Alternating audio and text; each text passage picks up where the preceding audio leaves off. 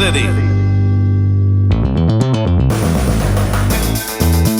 Suzanne shone the light pin on the trost, and with one step forward, she and Bokra were back in the abandoned city, deep below the stone castle on another world, where Frog the Munificent was continuing to teach his 5 newly enlightened novices how to surf time thread.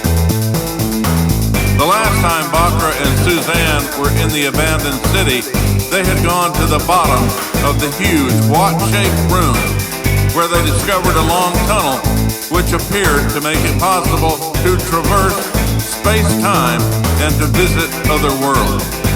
Now she and Bokra wanted to explore the tunnel to see if they could make sense of it. Let's go this way.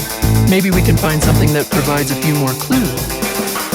They who came before, those who followed, and we who always are, watch Bokra and Suzanne in anticipation of what they might discover and how much of it would, might, or will make sense to them. After walking for a few minutes, Bokra and Suzanne discovered a console that looked eerily similar to the 1960 Ford Thunderbird they had taken for a ride in the fourth dimension space-time drive-in movie theater where they met Ugly Noggin. There were 2 chairs and the console faced a space-time tunnel.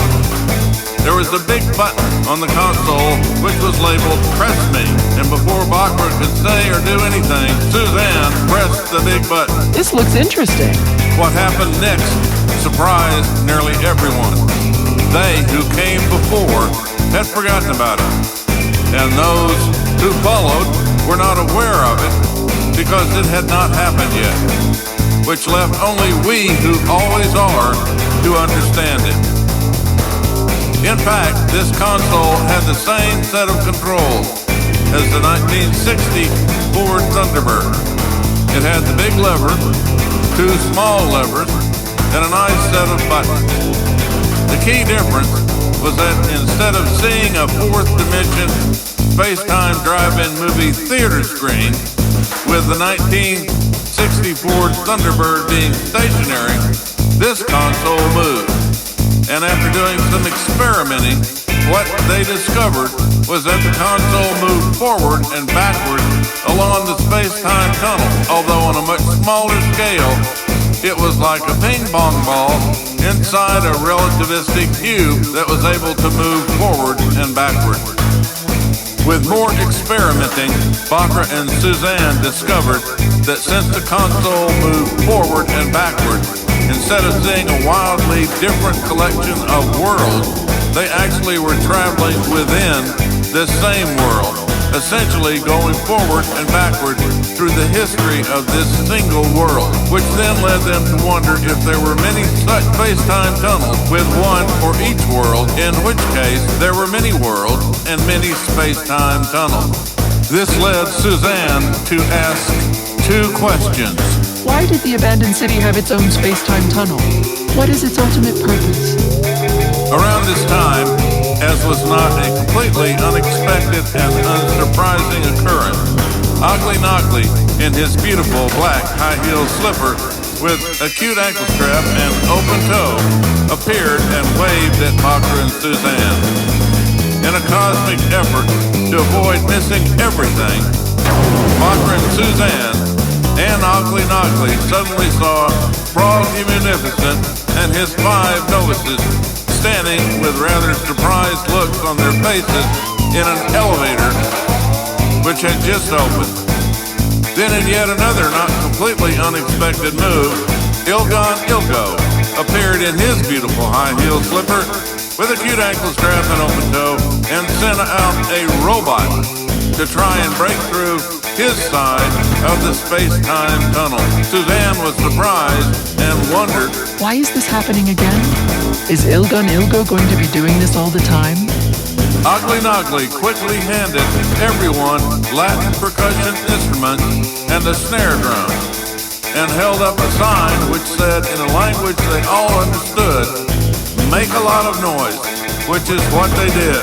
When something like this happens one time, it's a rather odd occurrence.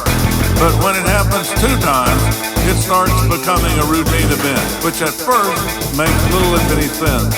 It was a routine, but a routine for what purpose? For some unknown reason, had Bokra and Suzanne become helpers for Ogly Nogly, the keeper of the space-time tunnel, such that whenever Ogly Nogly needed help in its fight against Ilgon Ilgo, Bokra and Suzanne appeared?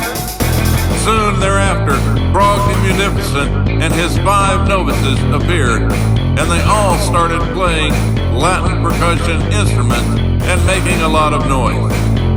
There must be some purpose for this, and some need that it fulfilled. And as will be explained at some time in the future, apparently the only one who understood everything that was happening, except of course Ogly Nogly, was Homunculus, the overlord of the 13th dimension.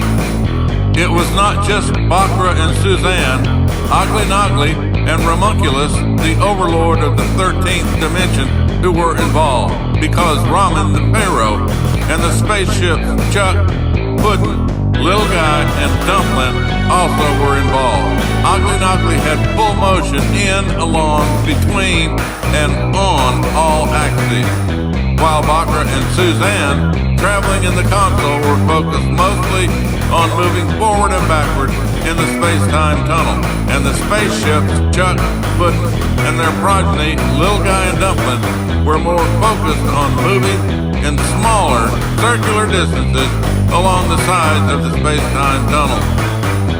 Observed from the perspective of Frog the Munificent, everyone was surfing time thread. Ogly Nogly, Bokra, Suzanne, and the console. Ramen, the Pharaoh, Homunculus, the overlord of the 13th dimension, and the spaceship, Chuck, Puddin', and their progeny, Little Guy and Dumpling. It was a cacophony of time threads, all tending to coalesce in the same place relativistically. Ogly Nogly was handing everyone in the vicinity soda pops, popcorn, and candy, including good and plenty, while Homunculus, the overlord of the 13th dimension, gave everyone a token good for 1 free replay, although it was not exactly clear what could be replayed.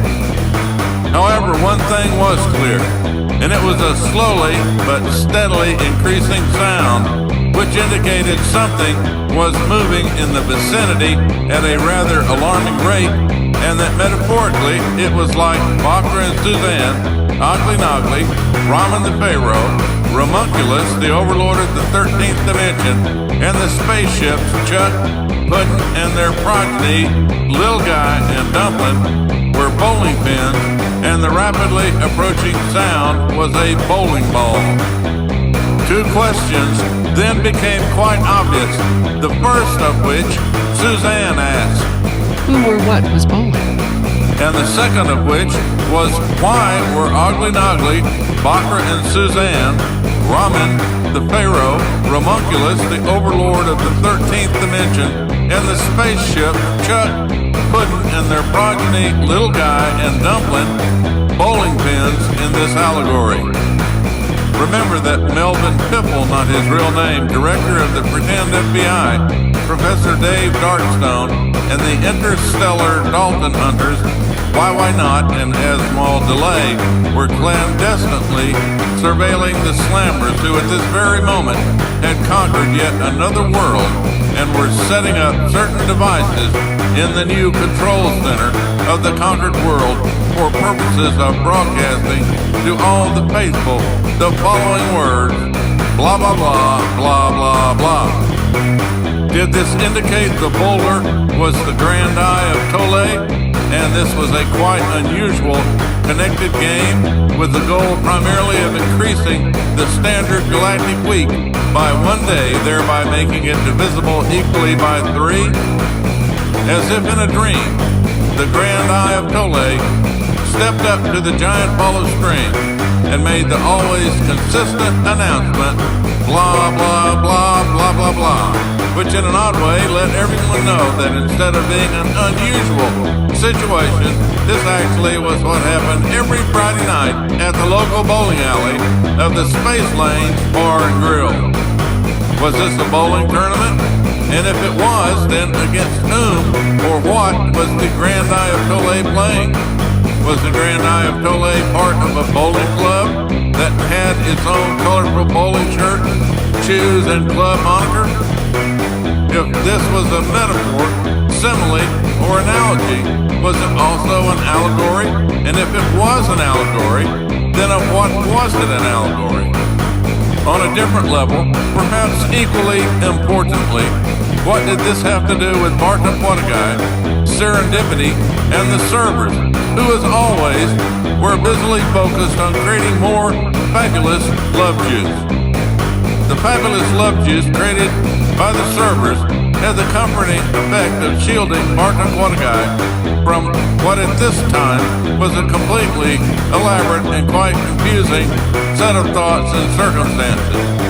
Serendipity, as was the case at this time of year, was focused on making progeny. In an interview sometime later, retrospective journalist Shanana Lana asked Ugly whether any of this made sense, and if it did, then what was the point? As often was the case, Ugly said nothing, but handed her a box of good and plenty candy. They who came before, those who followed, and we who always are, were pleased and returned to doing what they did here, there, and everywhere.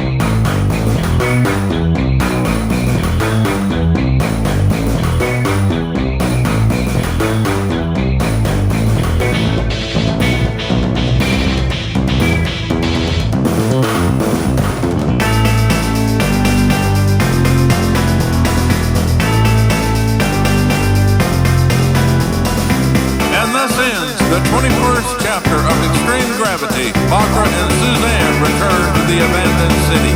Stay tuned for the next chapter, Darla Trivets' Dream. This has been brought to you by the fabulously fabulous, marvelously marvelous, wonderfully wonderful science fiction theater of the Imagination.